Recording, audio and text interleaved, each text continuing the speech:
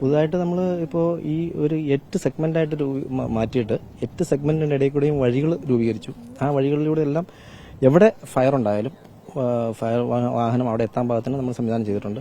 അതുകൂടാതെ ഫയർ ബ്രിഗേഡിന്റെ 12 പോയിന്റുകൾ രൂപീകരിച്ചിട്ട് എവിടെയും തീ ഉണ്ടാകുന്ന സമയത്തോ അല്ലെങ്കിലും എല്ലാ ദിവസവും നനയ്ക്കാൻ തുടങ്ങിയിട്ടുണ്ട്.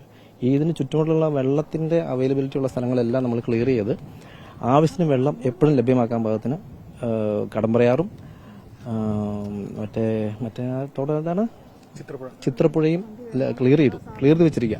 ആവശ്യത്തിന് വെള്ളം എപ്പോഴും ലഭ്യമാക്കുന്നതിന് പമ്പുകളിൽ അടിക്കാൻ പാകത്തിന് എപ്പോഴും നമ്മൾ റെഡിയാണ്. അതോടൊപ്പം തന്നെ ഈ 25 പേര് വാച്ചർമാരുണ്ട്. എവിടെ എന്ത് സംഭവിച്ചാലും അപ്പം തന്നെ അറിയാൻ വേണ്ടിയിട്ട്. അതുകൂടാതെ നമ്മുടെ ഈ വാച്ച് ടവറിൽ 24 മണിക്കൂർ ആളുണ്ട്. ഈ വാച്ച് ടവറിന്റെ മുകളിൽ നോക്കിയാൽ ഈ ബ്രഹ്മപുരം പ്ലാന്റ് മുഴുവൻ കാണാം. ഏതെങ്കിലും ഭാഗത്ത് എന്തെങ്കിലും തീയോ പുകയോ ഉണ്ടായാൽ തന്നെ അപ്പം തന്നെ അത് അറിയിക്കാനും സംവിധാനമുണ്ട്. അതുകൂടാതെ ഇപ്പോൾ നമ്മളുടെ വേസ്റ്റിൽ പ്ലാസ്റ്റിക് കൊണ്ടുവരുന്നില്ല. ആകെ ഉണ്ടാകുന്ന ഫുഡ് വേസ്റ്റ് പോലുള്ള സാധനം മാത്രമേ ഉള്ളൂ. അത് അതിന്റെ ഡീഹൈഡ്രേഷനും അതിന്റെ ഇതിനു വേണ്ടിയിട്ട് 2 വലിയ സംവിധാനങ്ങൾ ഇവിടെ രൂപീകരിച്ചിട്ടുണ്ട്. അതിന്റെ പണികൾ ഈ മാർച്ച് മാസം ആദ്യത്തോടു കൂടി അതിന് വർക്ക് തുടങ്ങുന്നതാണ്.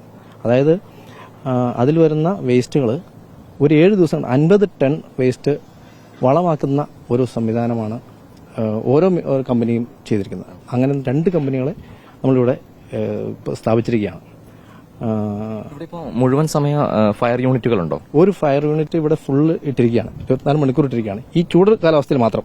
മഴക്കാലത്ത് ഇല്ലായിരുന്നു. ഇപ്പൊ ചൂട് കൂടിയ സമയത്ത് ഗ്യാസ് രൂപീകരിക്കും. ഈ വേസ്റ്റിൽ നിന്ന് ഗ്യാസ് ഉണ്ടാവും. ആ ഗ്യാസ് തീയായി മാറും. അത് പെട്ടെന്ന് തന്നെ ആ സമയത്ത് തന്നെ അതവിടെ ക്ലീൻ ചെയ്ത് അത് അവിടെ കെടുത്തിയാൽ പ്രശ്നം തീരും.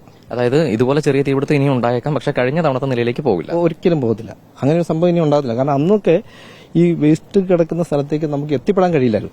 ഇപ്പൊ അതിന് നമ്മൾ മുഴുവൻ സ്ഥലത്തേക്കും 8 സെഗ്മെന്റായിട്ട് തിരിച്ച് ആ സെഗ്മെന്റിന്റെ ഇടയിൽ കൂടെയൊക്കെ വഴിയാക്കി. അപ്പോൾ നമ്മുടെ ഫയർ വണ്ടികളും ഈ ഹിറ്റാച്ചിയും അതുപോലെ പണിക്കാർക്കും എല്ലാവർക്കും ആ സ്ഥലത്തേക്ക് എത്തിപ്പെടാൻ കഴിയും. അത് ഈ വലിയ തോതിലുള്ള തീപിടുത്തം ഉണ്ടാകാനുള്ള സാധ്യത വളരെ പെട്ടെന്ന് തന്നെ നമുക്ക് അണയ്ക്കാൻ കഴിയുന്ന ഒരു സംവിധാനമാക്കിയിട്ടുണ്ട്. അപ്പം നമ്മുടെ ജില്ലാ കളക്ടറും സെക്രട്ടറിയും അവർ ഇന്ന് തിരുവനന്തപുരത്തെ മീറ്റിംഗിൽ പോയിരിക്കുകയാണ്. അപ്പോൾ അതുകൊണ്ട് തന്നെ ഇങ്ങനെ ഒരു സംഭവം ഉണ്ടായി അറിഞ്ഞപ്പോൾ തന്നെ അത് ഇടയ്ക്കിടയ്ക്ക് ഉണ്ടാകും. അത് പെട്ടെന്ന് തന്നെ അപ്പം തന്നെ അത് കെടുത്തുന്നതിനുള്ള സംവിധാനം ഏർപ്പെടുത്തിയിട്ടുണ്ട്.